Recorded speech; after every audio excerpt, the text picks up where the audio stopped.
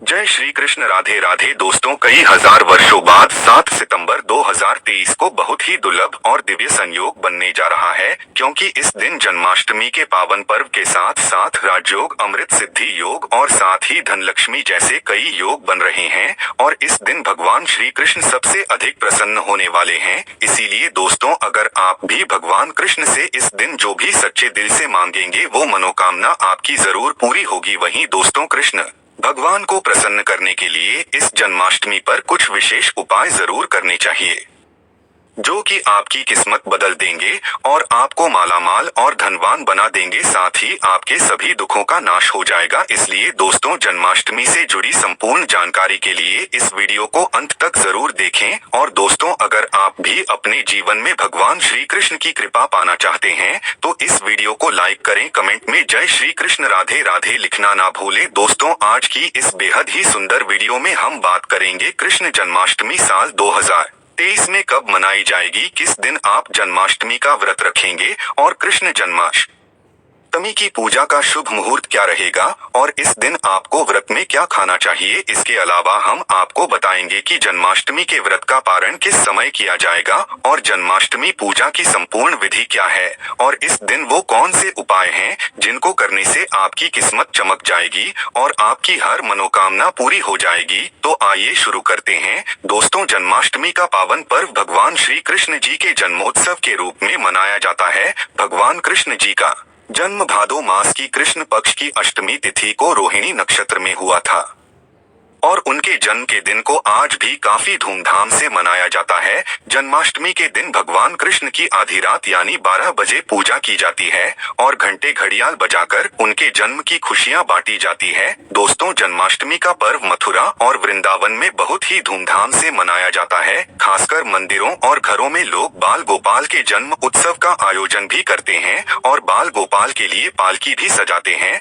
ऐसी मान्यता है कि भगवान विष्णु जी ने धर्म की स्थापना करने के लिए श्री कृष्ण जी के रूप में जन्म लिया था। इस दिन व्रत धारण कर भगवान श्री कृष्ण जी का स्मरण करना अत्यंत ही फलदायी होता है। शास्त्रों में जन्माष्टमी के व्रत को व्रत का राजा कहा गया है। दोस्तों, भविष्य पुराण में इस व्रत के संदर्भ में उल्लेख है कि जिस घर में यह व्रत किया जाता है वहां अकाल मृत्यु, गर्भपात, दुर्भाग्य तथा कलह नहीं होता है। जो एक बार भी इस व्रत को करता है वो संसार के सभी सुखों को भोग कर विष्णु लोक में निवास करता है। दोस्तों, इस दिन लोग पूरा दिन व्रत उपवास रखते हैं और आपको बता दें कि जन्माष्टमी का व्रत अष्टमी तिथि से शुरू होता है और इस व्रत का पारण नवमी तिथि में ही करना चाहिए, तभी इस व्रत का पूरा फल प्राप्त होता है। इसीलिए जो लोग इस व्रत को रखें उन्हें सप्तमी की रात में हल्का एवं सात्विक भोजन करना चाहिए, साथ ही ब्रह्मचर्य का पालन करना चाहिए। दोस्तों, जन्माष्टमी का व्रत कुछ लोग निर्जला रहकर भी रखते हैं तो वहीं कुछ लोग फलाहार करके भी इस व्रत को करते हैं।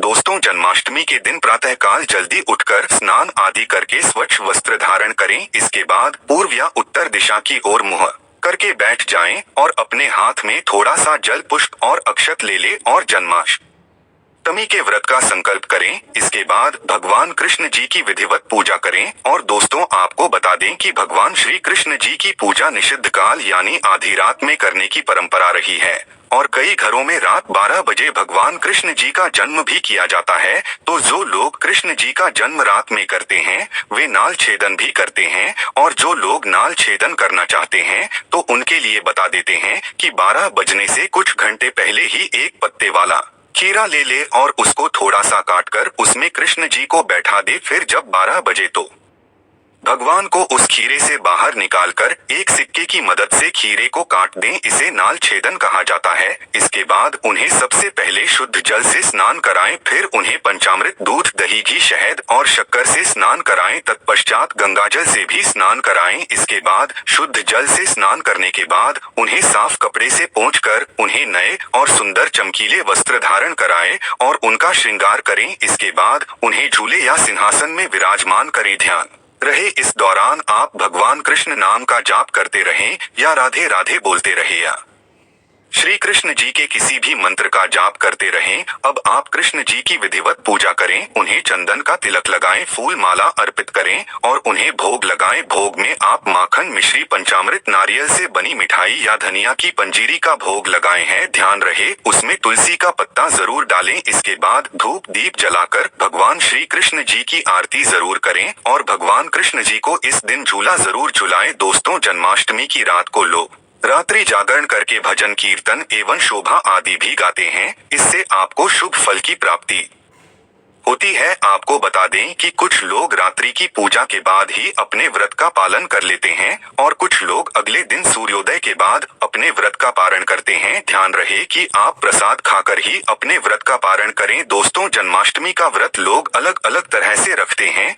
कुछ लोग इन दिन निर्जला रखते हैं, यानी दिन में पानी नहीं पीते हैं। वहीं कुछ लोग दिन भर उपवास रखकर रात को फलाहार करते हैं, जबकि कुछ लोग दिन में 2 बार फलाहार करते हैं। दोस्तों, इस दिन व्रत में आप रसीले फल का सेवन कर सकते हैं या आपके शरीर में पानी की कमी नहीं होने देंगे। तरबूज, खरबूजा, ककड़ी जैसे अधिक पानी वाले फल ले सकते हैं। अमरूद, केला और सेब भी खा सकते हैं और आप दही की लस्सी व्रत की शुरुआत से पहले पी सकते हैं। लस्सी पीने से आपको ज्यादा प्यास नहीं लगेगी। दोस्तों, जन्माष्टमी पर रात को व्रत खोलते वक्त लोग कुट्टू के आटे के व्यंजन और साबूदाने की खिचड़ी खाते हैं। ये दोनों चीजें हल्की होती है और इससे पेट भी भर जाता है, पर यह ध्यान रखें कि व्रत तोड़ते वक्त आपको बहुत ज्यादा भारी खाना नहीं खाना चाहिए, इससे गैस बन सकती है। चलिए अब जानते हैं कि साल 2023 में जन्माष्टमी का पर्व कब मनाया जाएगा।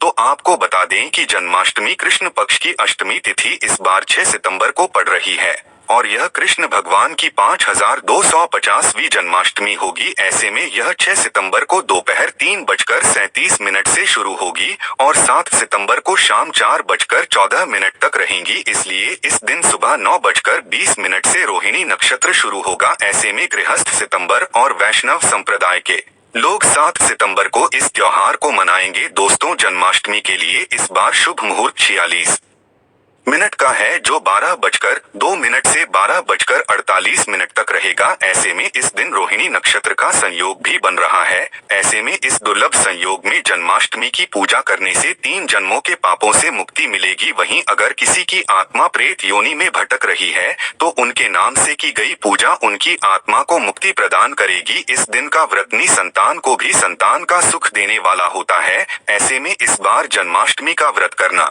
ना भूले। साथ ही जो इस व्रत को शुरू करना चाहते हैं तो इस बार उनके लिए यह सबसे अच्छा मौका है भगवान श्री कृष्ण जी की कृपा पाने का। ऐसे में वह भी इस बार व्रत को शुरू कर सकते हैं। तो दोस्तों, आइए अब जानते हैं जन्माष्टमी की व्रत कथा, जिसको पढ़ने या सुनने से वृत्ति के सारे पाप धुल जाते हैं। दोस्तों, स्कंद पुराण के मुताबिक ययाति वंश के राजा उग्रसेन का राज्य चलता था। उग्रसेन का सबसे बड़ा पुत्र कंस था, जिसकी चचेरी बहन देवकी थी। कंस अपने ही पिता को जेल में डालकर स्वयं राज करने लगा। वहीं दूसरी ओर कश्यप का जन्म राजा शूरसेन के पुत्र के रूप में यानी वासुदेव का जन्म हुआ। आगे चलकर वासुदेव का ब्याह देवकी से संपन्न हुआ। देवकी को विदा करने के दौरान एक आकाशवाणी वाणी होती है, हे कंस, तू आज जिस बहन को इतने प्यार से विदा कर रहा है, कल उसी का 8वां पुत्र तुम्हारी मौत का कारण बनेगा। ऐसा सुनते ही देवकी को मारने के लिए हावी हो गया, पर सैनिकों और वासुदेव के वचन ने ऐसा होने से बचा लिया। वासुदेव सत्यवादी थे।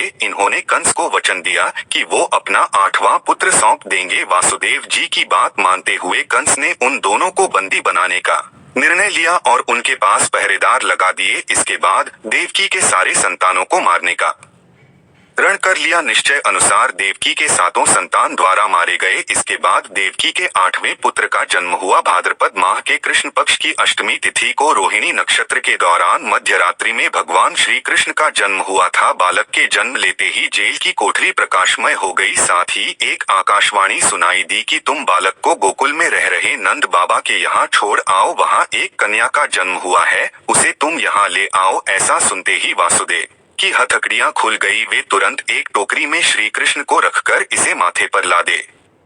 गोकुल की ओर निकल पड़े। रास्ते में यमुना नदी बालकृष्ण के चरणों को स्पर्श करने के लिए उफान पर आ गई। फिर चरण स्पर्श करते ही वो पुनः शांत पड़ गई। इस प्रकार वासुदेव ने अपने पुत्र को यशोदा मैया के बगल में सुलाकर वहां से कन्या लेकर वापस कारागार लौट आए। जेल के दरवाजे अपने आप बंद हो गई। उनके हाथों में फिर से हथकड़ी लग गई। सारे पहरेदार भी उठ गए और कन्या के रोने की आवाजें आने लगी। सूचना मिलते ही कंस ने कारागार से कन्या को लाया और उसे मारने की कोशिश की, लेकिन वह आकाश में उड़ गई और बोली, अरे मूर्ख, मुझे मारने से क्या होगा, तुझे मारने वाला पैदा हो चुका है। इसके बाद उसने कृष्ण का पता लगाकर उसे मारने का खूब प्रयास किया। कई दैत्य राक्षस भेजे, लेकिन कृष्णा को कोई मर न सका। अंततः श्री कृष्ण ने कंस का वध किया और उग्रसेन को पुनः राजा बना दिया। इस प्रकार कृष्ण जन्माष्टमी के व्रत कथा पूरी हुई। ऐसी मान्यता है कि जन्माष्टमी के दिन कहानी को पढ़ने या सुनने से वृद्धि के सारे पाप धुल जाते हैं, जीवन के हर समस्याओं का समाधान मिलता है, साथ ही भगवान का आशीर्वाद सदैव बना रहता है। तो आइए दोस्तों, आप जानते हैं जन्माष्टमी के दिन कौन से उपाय करने से आपकी किस्मत चमक जाएगी और आपके सभी दुखों का नाश हो जाएगा। सबसे पहला उपाय आपके अटके कार्यों में गति लाएगा। दोस्तों, कृष्ण जन्माष्टमी के दिन सुबह स्नान व ध्यान आदि करने के बाद घर के बाल गोपाल को नई पोशाक पहनाइए, भोग लगाएं और गोपी चंदन से श्रृंगार करें। उसके बाद पास के राधा कृष्ण मंदिर में जाकर वैजयंती फूलों की माला अर्पित करें। अगर वैजयंती फूल ना मिले तो पीले फूलों की माला भी अर्पित कर सकते हैं। ऐसा करने से भगवान कृष्ण का आशीर्वाद मिलेगा और अटके कार्यों में गति आएगी। दूसरा उपाय, और इस उपाय से आपका भाग्य मजबूत होगा। दोस्तों, जन्माष्टमी के दिन बाल गोपाल को केसर, मेवा, मिश्री, साबूदाने या खीर का तुलसी दल डालकर भोग लगाएं, लेकिन ध्यान रखें कि खीर में चीन की जगह मिश्री की डली डालें। साथ ही सफेद मिठाई अर्पित करें। ऐसा करने से कान्हा की कृपा मिलती है और भाग्य भी मजबूत होता है। तीसरा उपाय से आपके घर में धन धान्य की कमी नहीं होगी। दोस्तों, सुख समृद्धि के लिए जन्माष्टमी के दिन बाल गोपाल को पूजा करते समय एक पान का पत्ता भी अर्पित करें। फिर पत्ते पर सिंदूर से श्री लिखें और फिर उसको पूजा करने के बाद जहाँ पैसा रखते हो वहाँ रख दे। ऐसा करने से घर में धन धान्य की कमी नहीं होती और धन संबंधित समस्या दूर होती है। इस उपाय से मिलेगा शुभ समाचार। दोस्तों, निसंतान दंपत्ति जन्माष्टमी के दिन गाय और उसके बछड़े की सेवा करें और आशीर्वाद लें। इसके साथ ही गाय और उसके बछड़े की मूर्ति भी लेकर आए और बाल गोपाल के पास मूर्ति को रखकर उनकी भी पूजा करें। ऐसा करने से भगवान कृष्ण की कृपा से जल्द शुभ समाचार सुनने को मिलता है। इसके बाद गाय और बछड़े की मूर्ति को ईशान कोण में रखना आदर्श स्थान माना गया है। इस उपाय से आर्थिक तंगी होगी दूर कर ज की समस्या से परेशान हैं तो जन्माष्टमी के दिन दक्षिणावर्ती शंख से भगवान कृष्ण जी का अभिषेक करें। दक्षिणावर्ती शंख को लक्ष्मी का स्वरूप माना गया है और लक्ष्मी पूजा में इस शंख के बिना पूजा पूरी नहीं होती। ऐसा करने से आर्थिक तंगी दूर होती है और लक्ष्मी की प्राप्ति होती है। इस उपाय से व्यवसाय में होगी उन्नति। कृष्ण जन्माष्टमी के दिन सुबह शाम 11 बार तुलसी की परिक्रमा करें और घी का दीपक जलाएं। इसके बाद 108 बार ओम नमो भगवते वासुदेवाय मंत्र का जप करें। साथ ही कपूर जलाकर उस पर थोड़ी मिश्री डाल दें और कपूर और मिश्री का दान भी करें। ऐसा करने से नौकरी व व्यवसाय में उन्नति होती है। तो दोस्तों, यह थी जन्माष्टमी से जुड़ी सभी महत्वपूर्ण जानकारियां और उपाय जिनको आपको इस बार जरूर करना चाहिए। तो दोस्तों, आपको जानकारी कैसी लगी हमें कमेंट में जरूर बताइएगा। वीडियो अच्छा लगा हो तो वीडियो को लाइक, शेयर, चैनल को सब्सक्राइब करना ना भूलिएगा। धन्यवाद। राधे राधे।